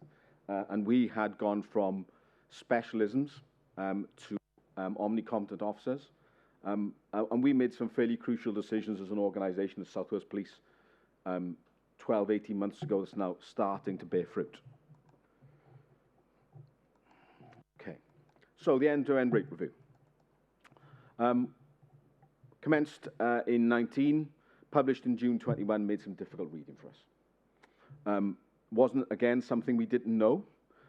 It didn't encompass wholly the police service. It obviously looked at the whole journey for the victim from inception through to conviction, and was to understand how effective we were in managing rape investigations. The publication itself committed the government to a series of aims. Urgent change across the criminal justice system, improving support for victims through the criminal justice system, and committed ourselves to transform the way we investigated rape, in essence, and also improve the cases are managed, including through court applications, special measures, restrictions of examinations, victim credibility. And that's no easy undertaking. You're talking about significant offences and significant change, and not just for the police service, but how we interact with others, and how we view our investigations, and I'll get into that shortly. So what were the next steps? So Prime Minister, chairing the Crime and Justice Task Force, asked Police and Minister to drive through improvements in RASO. In April, the Police and Minister asked for a series of pathfinder projects to be established in policing and CPS. What I would add at this point as well was we also saw the victim's experience published, and that also made for difficult reading. Having read that one page to page, you know, it didn't represent us in a good light in any shape or form. And there was a clear need for us to put it bluntly, to up our game. And the aim was to transform our approaches around investigation and prosecution of RASO cases. Now, at the time, DCC Sarah Crew, who is based in Avon, Somerset, was leading Project Bluestone, which is a collaboration between academics and policing, looking at and trying to transform how they improved and looked at the offence of rape. So Operation Soteria. Now, when I first became involved in this, I was actually within the digital forensics environment. I was responsible for the forces organisation, response to digital forensics, really, and this encompassed it later on. So Soteria, South Wales Police in early 21, we were one of 34 forces who applied to be one of those Pathfinder forces. So we were one of 5 selected that included Avon and Somerset, West Midlands, Durham and the Met. And the aim was to work collaboratively with academics and CPS to transform the approach to sexual offence investigations. Now, I've been involved in several projects over my 27 years, and that gave me a level of cynicism I suspect is unrivaled in the room when it came to transformation. So when this came along, there was a slight bit of cynicism as to, is this going to be real transformation, or are we playing lip service? Are we just, you know, washing over? And the realities are, for me, I'm convinced by this because of how it's been done, and I'll tell you for why now. So they were looking at an innovative approach, and it wasn't a singular, let's provide more officers, because that's normally what we do, throw money at things. It wasn't a, well, they need more training, or do they need more help? Is there welfare at stake? It was, let's look at it all. Let's do it all. Let's build a system that looks at every aspect, from how we investigate to how we look after our officers and educate them and take care of them, to resourcing, to how do we look at offenders, how do we look at our victims, and how do we care for them as well. So that then led to a series of pillars. It's actually 6 now, because the 6th one came in about 6 months in, which was digital forensics. And digital forensics plays a really significant role as part of this process. So you have suspect-focused investigations, targeting and disrupting repeat offenders, which we weren't good at, and there was a lack of focus around. Victim engagement, and utilising a procedural justice approach. Obviously, officer and staff development and welfare, and the use of data to understand. Because we used to use data as, to coin a phrase, to feed the beast. So we would feed the beast. We're really good at data. We can churn out data left, right, and centre. But there was always an element of, well, so what? What does that tell us as practitioners, as officers? What does that do for us when we go out to the station as officers? Do we go left or do we go right? How does it help us make that decision? How does it help us identify our offenders? And that's crucial. So there were 5 pillars. It was led by my boss, Chief Superintendent Phil Sparrow, and there was a DI under each one of these pillars leading the development, and then a series of academics underneath that. And I had responsibility at the time for Pillar 4. So Pillar 1 then focused on, and Pillar 2 looked at suspect-focused investigations. And the data that we had was intriguing, to say the least. So when you looked at offenders, 23% were linked to more than one sex offence. All right, 60% it went up to when it took into account all crimes. So those offenders were known to us. In one shape or another, the majority were known to us. Only 39% of RASO suspects never came to police attention before. Stranger, domestic, acquaintance were all similar outcomes. So we understood that, and we started to understand it. But more importantly than that, what we started to realise, we weren't focused enough around suspects. I'm sad to say, we were really good focused around victims and their vulnerabilities, issues that undermined our cases, wrongly so. But actually, what do we do to drill down to understand the suspect? And I'll give you one example. So when we looked at consent, when we spoke to the victims, we were very detailed and continued to be around what consent was, what did they say. What we didn't do is we didn't test consent on the suspect. What's your understanding of consent then? What do you know by consent in an interview? And that can be quite revealing because of the suspect's views. And I'd encourage everyone in the room, when you've got to spare 5 to 10 minutes, to go and watch on YouTube Patrick Tidmarsh. Because Patrick Tidmarsh is fascinating when he talks about suspects. And he will tell you about suspects' preconditions, about their views on the world, and how they then relay that to you in very subtle ways. So we started to look far more focused around suspects, investigate them, understanding consent, but also around controlling those suspects whilst we investigated. So we are far more aggressive now around how we manage our suspects compared to previously. So what were the challenges that we knew that we had? Well, there were several. I won't go into all of them, but we had, again, lack of suspect focused, poor and inconsistent supervision. The timeliness of our investigations wasn't good, and it still needs to be better, although it has improved significantly.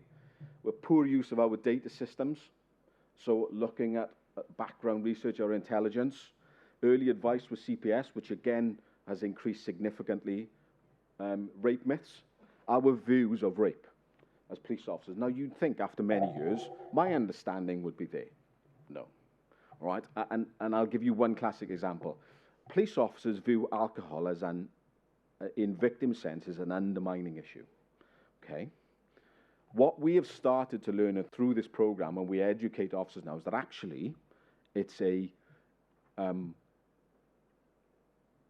strengthening issue for the case. Because the question you start to ask yourself is, not the victim was drunk, but why was the victim drunk? And why did the suspect choose that victim? Was it because they were drunk? So you start to view alcohol in a different light compared to what you did previously. So you look at alcohol as an enabler to the offence on behalf of the suspect, not an undermining issue. So that's one classic way of we start to change the myths, and people like Patrick Tidmarsh have helped us to reframe our views. Limited or joint working, our relationships with CPS needed to be better, and it became quite adversarial, which is crazy to say, but it was. It's far better now.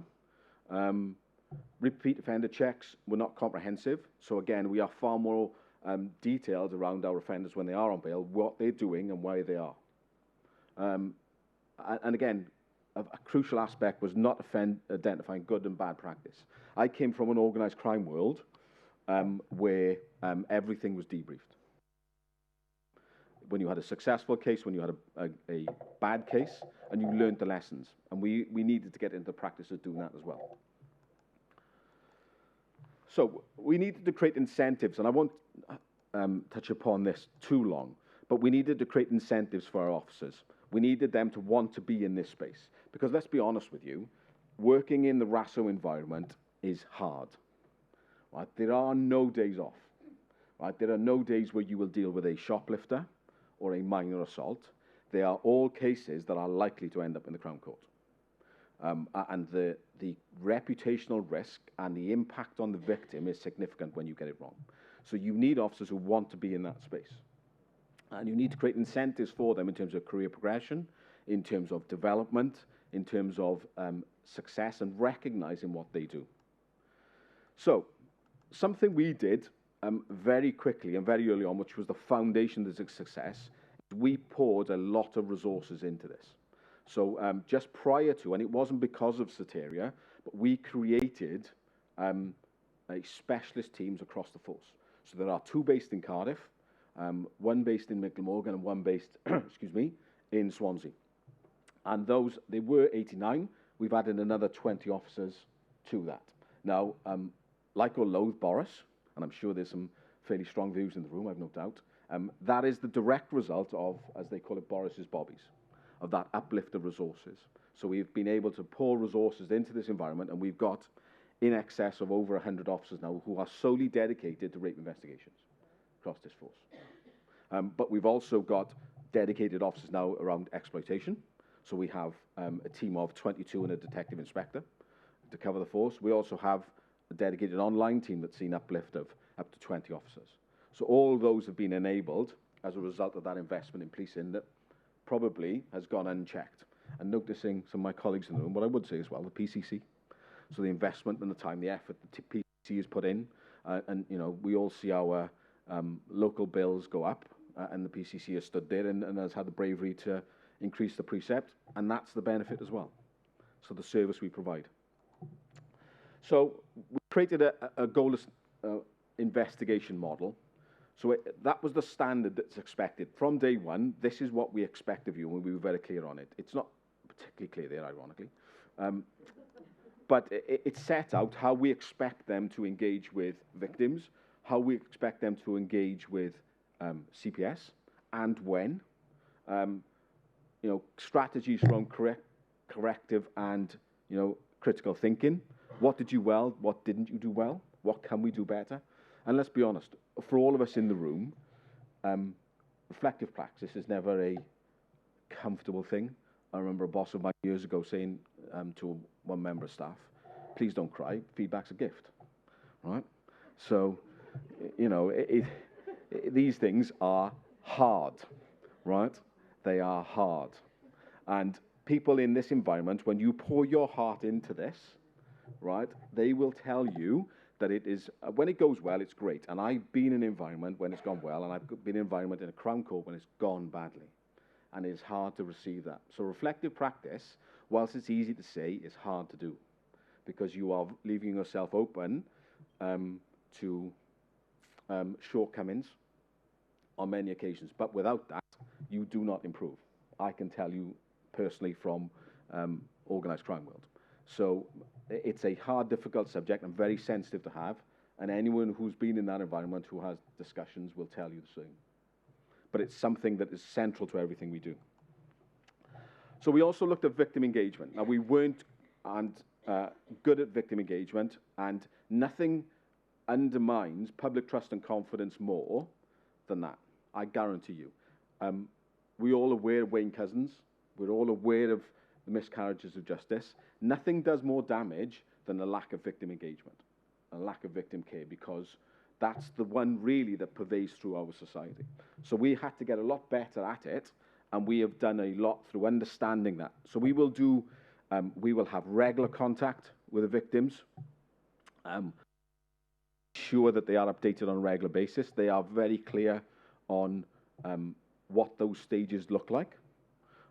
They are also very clear on occasions why we can't proceed, and they also have a right to review. And those are also scrutinised. Now, are we perfect? I suspect not. Are we better? Yes. And are we getting there? I think we are. And you've got a lot of passionate people in this environment who want to provide that service. And more often than not, my experience around police officers is when they feel the pressures is when they can't deliver the service they want, because they're too busy or they've got too many cases on the go. Now, that's, again, getting better. So we have a victim engagement plan as part of that process, under that pillar. So we have that communication plan and template. So we will set up with the victim when we communicate, and we will stick to that. We will agree with them. Okay, working in partnership with our ISVA colleagues as well. Sexual offences victim information booklets. So right at the start, I was involved in creating a booklet, which I think was the first in the UK, for 7 languages. All right, again, speaking to my colleagues from the PCC, lady down there on the left of me there provided the funds to do that. And we were able to provide that to 7 languages. Because the realities is that a lot of our victims don't speak English. We live in a multicultural society. And so why should that service be any less just because you can't speak English?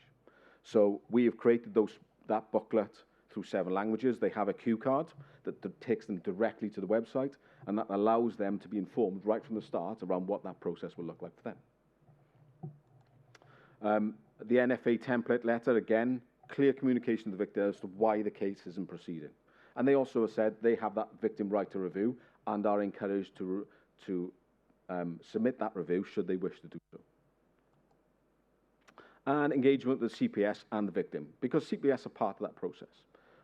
Part of sometimes that frustration from a police point of view is the decisions that are made outside of our views, but we're the ones that go and deliver the message. Now, what I would say, to CPS's credit, is they will stand there front and centre and account for the decisions that they make as well, as uncomfortable as occasions that can be. Learning and development, this was my responsibility, and officer well-being. The officers, they are our greatest resource.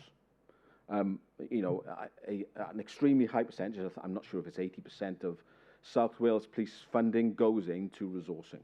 So your chances of success as an organisation will stand or fall by the quality of your staff and how positive they are when they come in the morning.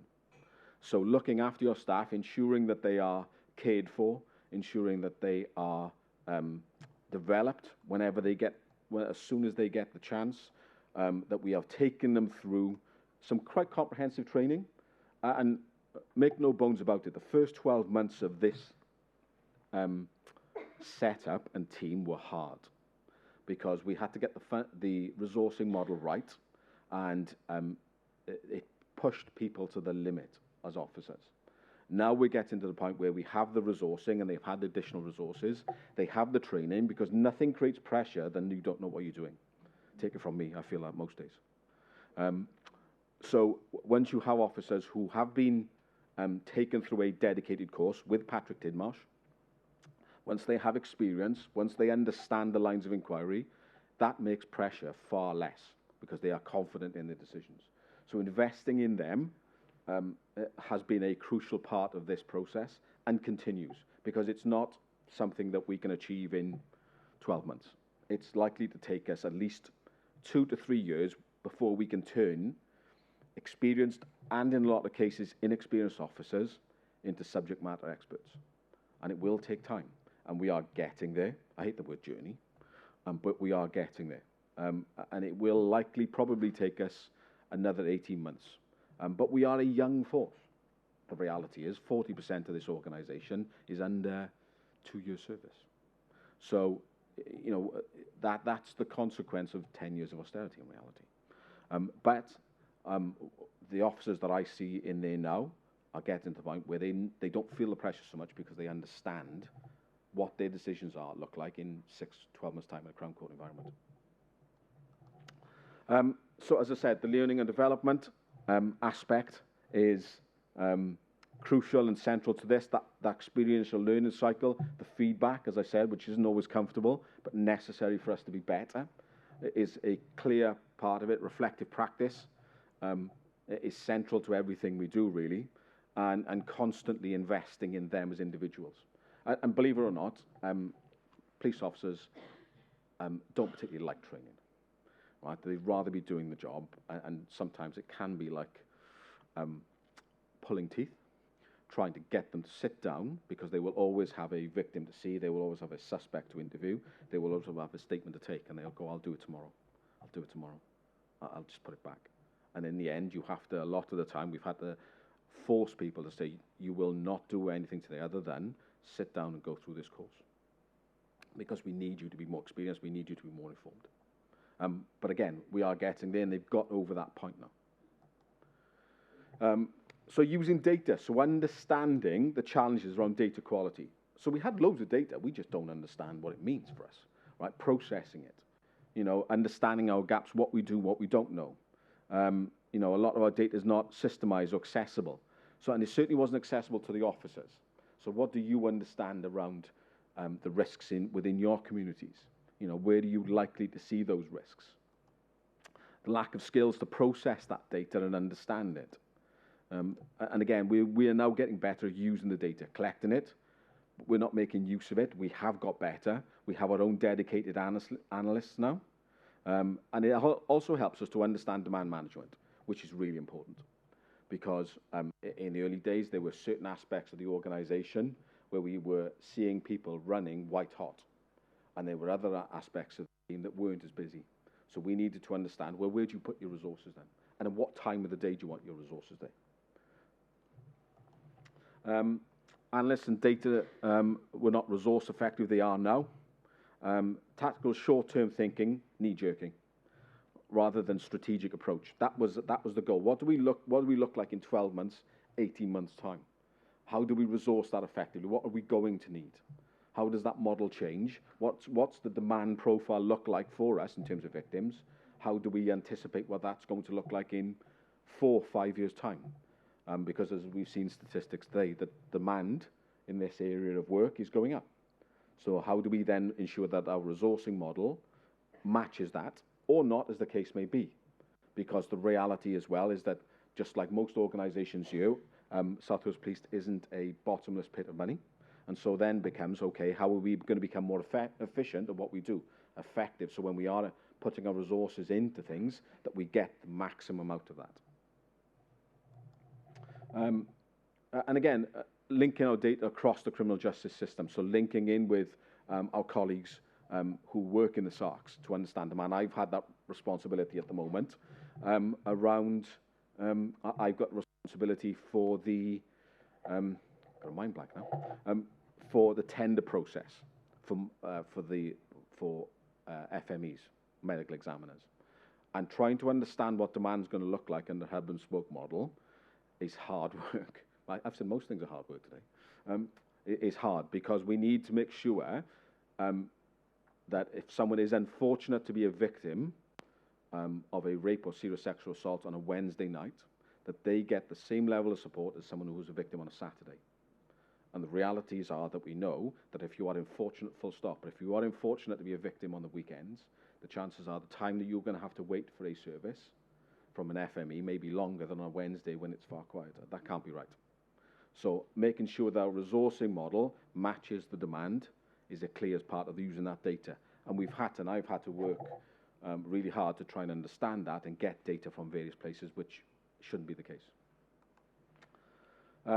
So we talked about, as I said, looking at data and using it effectively, improving the data recording.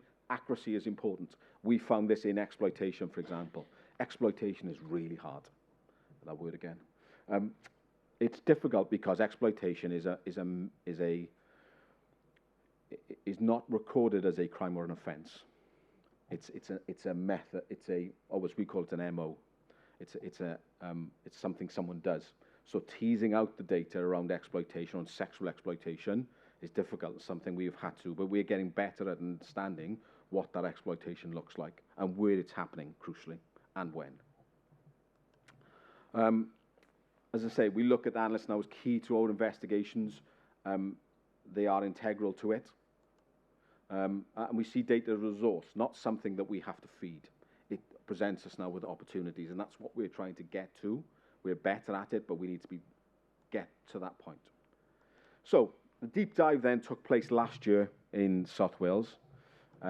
It took place over 6 weeks, and essentially as part of Soteria, we had 52 academics come into the force, and they literally delved in every aspect of us as an organisation. And it wasn't a visit in the terms of Her Majesty's Inspectorate. This was a critical friend. And we invited them in because we wanted for them to see what we did and how well we did it. And those relationships, in all fairness, I did have more hair than this at the time. But they came in and literally looked at every aspect of what we did. And some of it was good, some of it was bad, some of it could be better. But they gave us then that feedback at the end, and they reviewed us against all of those pillars. How good are we with victims? How good are we around suspects? How good are we using our data? How good are we looking after our people? And from there, that then gave us a year 2 plan. So we have looked at what they provided us with right across the board, and then each inspector has to have a plan under their pillar. So the person who succeeded me in this role has to plan on development for the next year. So what are we going to focus on based on what we know? How do we improve our officers' welfare? What are we going to do around that space? How are we going to improve their education? How good are we as suspects? Okay, how do we need to tweak that?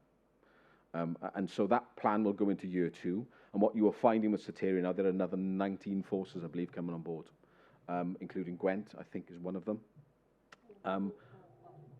Yeah, there you go. So, and they will benefit from the experiences we've had. And I can honestly tell you that it has been beneficial. It's been an eye-opener for me as I said, sometimes not comfortable. Sometimes, yes, it was what we thought we were. So what does that look like for us then? Well, positive outcome rates for rapes, for South Wales, we're first nationally. So we're the best in the UK.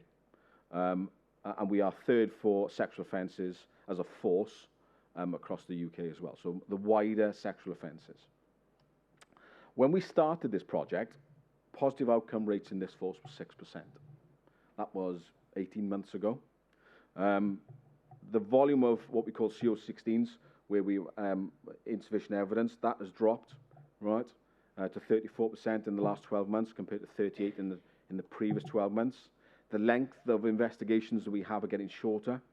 It's currently 123 days compared to 113 previous 12 months, and that's on average. Some of them are running into 150, 200 days.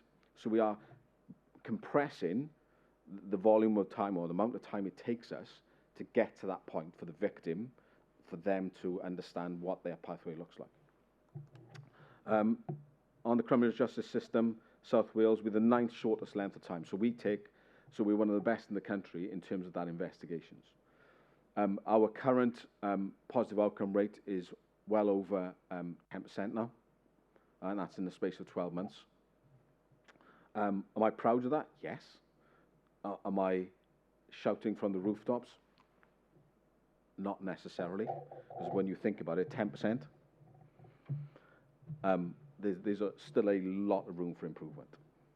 10% of your overall victims ultimately see that positive outcome at court.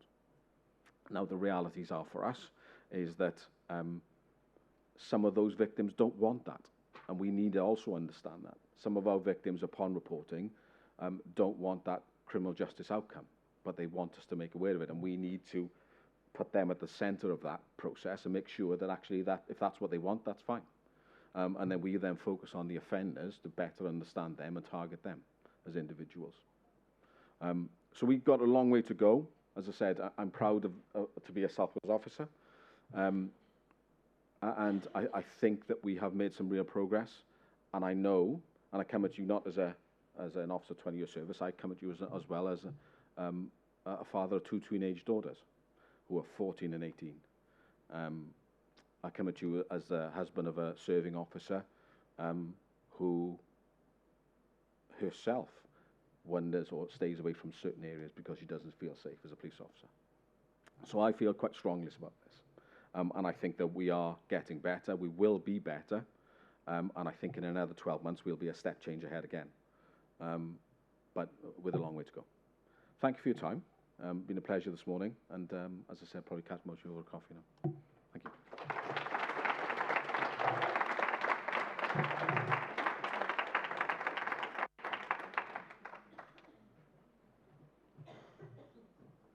Andrew, thank you very much. It's good to make a start, isn't it? It's good to have a fresh start. It's good to learn from reviews and how we're moving things forward. And thanks for sharing with us the comprehensive nature in the way that you're looking at doing that within South Wales Police, not Gwent Police. There's an opportunity now to ask any of our speakers some questions. We've got 5 or 10 minutes to do that, and then we'll extend coffee a little bit, so you won't miss out on coffee, because then we can eat into some of the lunchtime. So, you know, chair's prerogative and all that.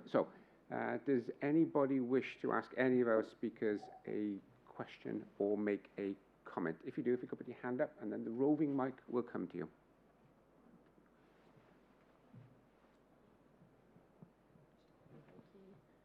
Thanks very much. This is really interesting. I work mainly across sort of national England and Wales, so it's really great to be here and hearing about all the brilliant work that's being done in Wales. I've got lots of questions that I could ask everybody, but Andrew, I wondered if I could pick your brains. I think it's great to hear the work that's being done on Soteria, and it's great to hear the improvements that you're identifying and putting into place. A lot of that focus was on RASO, so adult sexual assault and rape. How much of that work is being played through into child sexual abuse investigations and responses? And what are the kind of mechanisms for making that happen? Because I assume those teams are still relatively separate.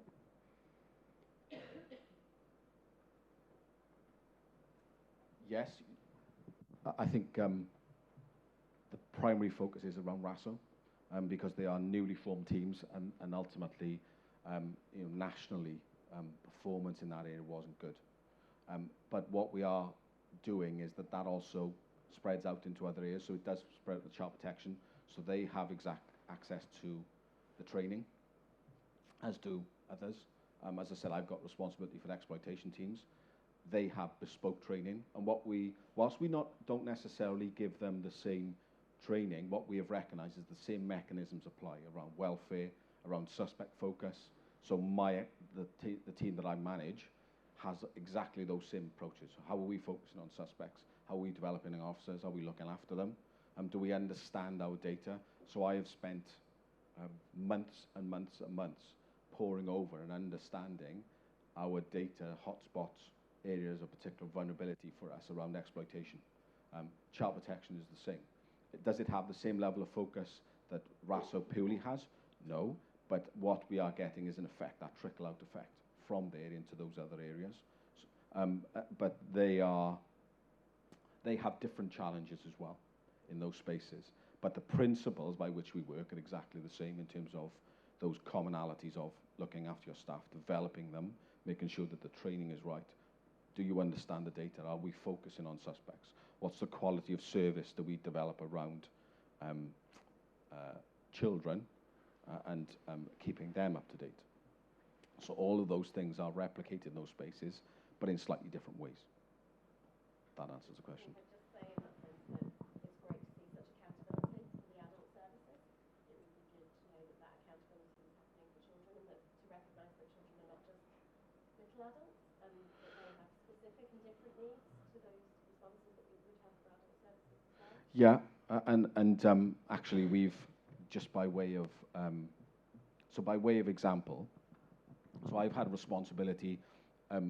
There have been a series of publications in the last 2 years that have been, we look at ICSA, we look at recent JICPA reviews of Swansea Neath Talbot, for example, etc., that we have then spent time identifying commonalities of issues that we are seeing around officer engagement, professional curiosity, things like this.